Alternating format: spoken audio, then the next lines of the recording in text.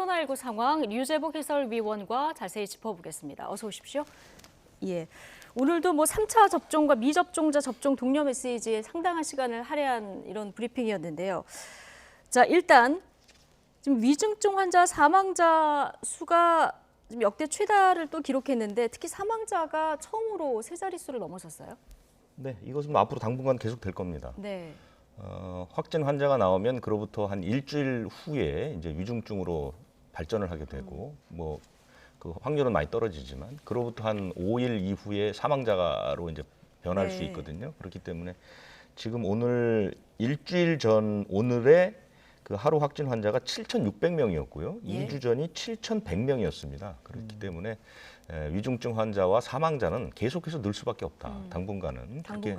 그렇게 예측할 수가 있습니다. 예, 지금 전체 확진 규모는 좀 둔화하는 추세다 이렇게 정부 발표도 있었고 1월 말쯤이면 4천여 명까지는 감소할 것이다 이런 전망치를 내놨지만 이 전망치라는 게 오미크론 변수는 포함되지 않았기 때문에 또 다른 또 변수로 증가할 수 있는 경우도 있지 않느냐 이런 분석들도 나오는데요. 확진 환자 수가 사실은 이제 어제 오늘 정도가 일주일에서 가장 많은 환자가 나오는 그런 시점인데도 불구하고 지난주에 비해서 한 10% 정도가 줄었거든요. 네. 이것은 이제 몇 가지로 얘기할 수 있는데 선행지수인 이동량 자체가 지금 4주째 줄어들고 있습니다. 네.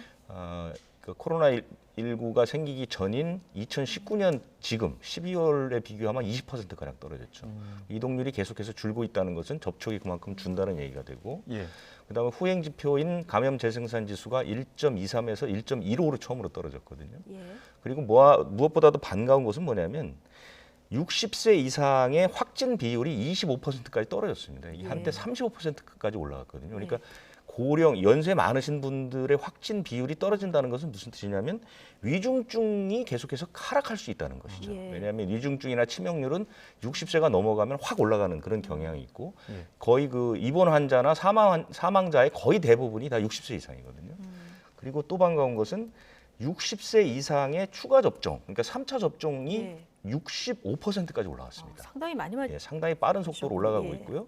더구나 고위험군인 그 요양시설이나 요양병원은 거의 대부분의 그 계신 분들이 다 3차 접종까지 했다는 것이죠. 그렇기 때문에 환자 수가 줄어들게 되고 이것이 이제 위중증과 사망자의 숫자를 그러니까 비율을 떨어뜨리는 그런 일들이 지금 시작된 게 아니냐 하는 그런 기대를 갖게 하는 그런 대목입니다. 예, 조심스럽지만 그래도 긍정적 신호들이 몇 가지 보여서 좀 다행이다 이런 생각이 드는데 어제 정부가 하루 10,000명 확진에 대비한 병상 확충 계획 발표하지 않았습니까?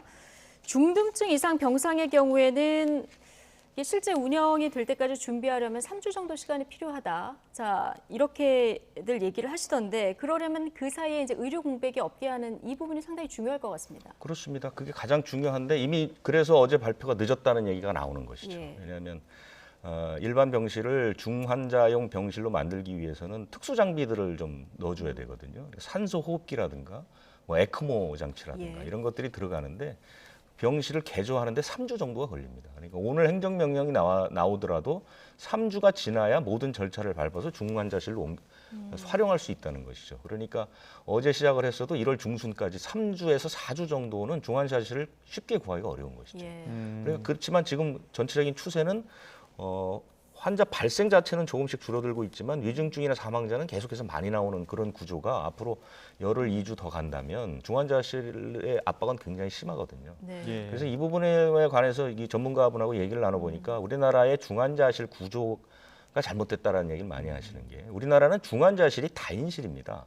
그렇죠. 여러 환자가 들어가 있단 말이죠. 그러니까 중환자실을 급하게 되면 국립병원이나 대학병원이 주로 중환자실인데 이 중환자실을 감염병 그 중환자실로 옮기려면 그 안에 있는 환자들을 여러 명을 다 다른 곳으로 옮겨야 된단 말이죠. 그런데 중환자실을 1인용으로 원래 쓴다고 생각을 하면 해외의 경우는 이렇게 다 외국은 다 격리가 1인실입니다. 그렇습니까? 예, 외국은 다 1인실입니다. 그러니까 그 환자만 옮겨놓고 그 중환자실을 여러 명의 그 코로나19 환자가 들어갈 수 있는 구조. 이 구조를 만들어야 되는데 우리는 중환자실을 여러 사람이 쓰다 보니까 환자를 옮기는 문제도 크고 시설을 하는 문제도 커지고 이런 그 얘기들을 많이 하시더라고요. 그러니까 이 중환자실 문제나 이런 그 감염병과 관련된 이 병실의 운영은 전체적으로 앞으로 수십 년을 내다보고 처음부터 체계적으로 다시 갖출 필요가 있다 이런 얘기들을 많이 하시고요.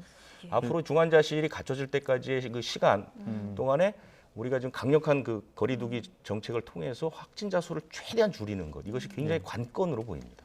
지금 당장 또 정부는 중환자실을 확보하기 위해서 이 중환자실 입원 기간 20일로 규정하고 행정명령도 내렸단 말이죠.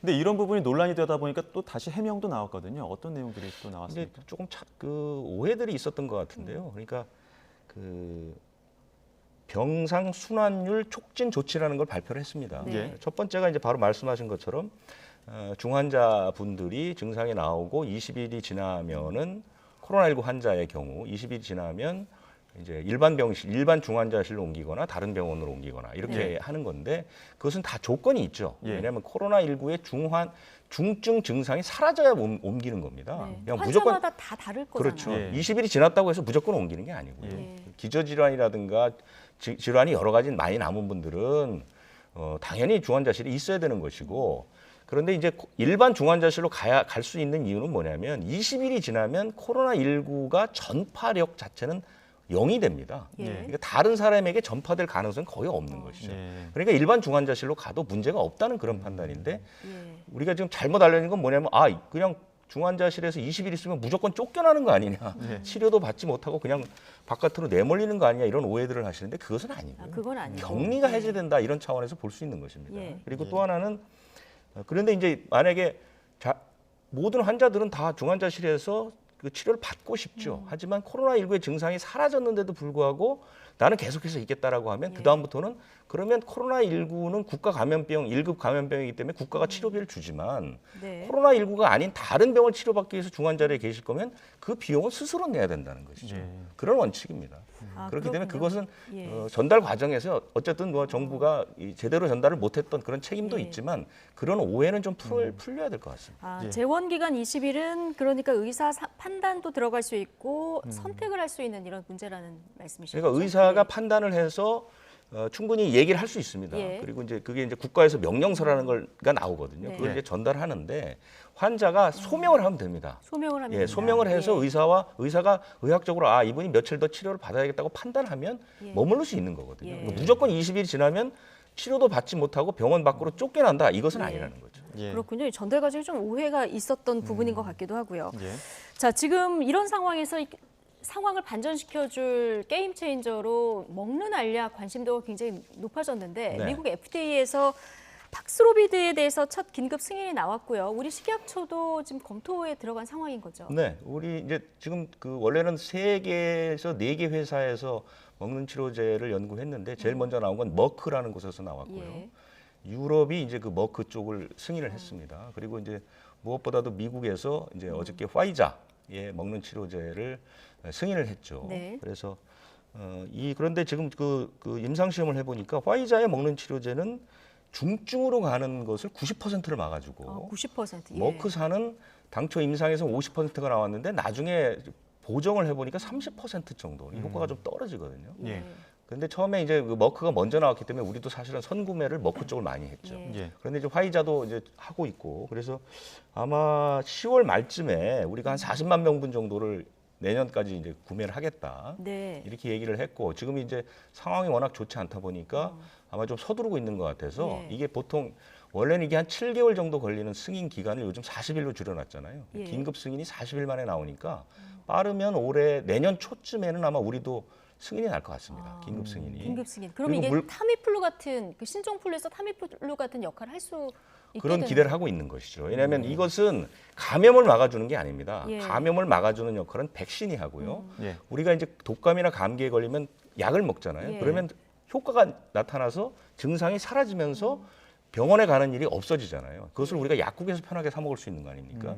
거기까지 가면 우리가 이제 게임 체인저라고 얘기를 할 수 있는 것이죠. 예. 그런데 아직은 의사의 진단이 필요하고 가격도 이게 그 머크사 거는 한 80만 원 정도 할 것 같고요. 예. 이 화이자는 한 63만 원 더 정도 저렴하네요. 책정이 된 것 예. 같아요. 왜냐하면 알수가 다릅니다. 예. 머크는 5일 동안 40알을 먹어야 되고 이것은 이제 5일 동안 30알을 먹거든요. 그런데 효과 자체는 이제 화이자가 좀 나은 걸로 돼 있고요. 그래서 이 알약이 만약에 이제 충분히 공급이 된다면 지금은 사실 많지 않습니다. 네. 왜냐하면 이 알약을 제조하는 데 한 7개월 정도가 걸리기 때문에 올해는 그렇게 많은 물량이 나오지는 않고 화이자가 내년에 1억 2천만 명분까지 만들 수 있다는 얘기를 했으니까요. 이 정도가 풀리게 되면 아마 우리가 이제 편안하게 코로나19에 걸리더라도 이 약을 먹고 병원까지 안 가고 그냥 날 수 있는 그런 그 기대는 충분히 될 수 있다고 봅니다. 예, 알겠습니다. 이 코로나19 소식 전하면서 연일 답답했는데 오늘은 약간의 그 긍정적인 지표도 있었고 먹는 약 소식도 있어서 조금 시청자 여러분들께서 좀 덜 답답하지 않으셨을까 하는 생각이 듭니다. 류재복 해설위원과 오늘 함께했습니다. 고맙습니다.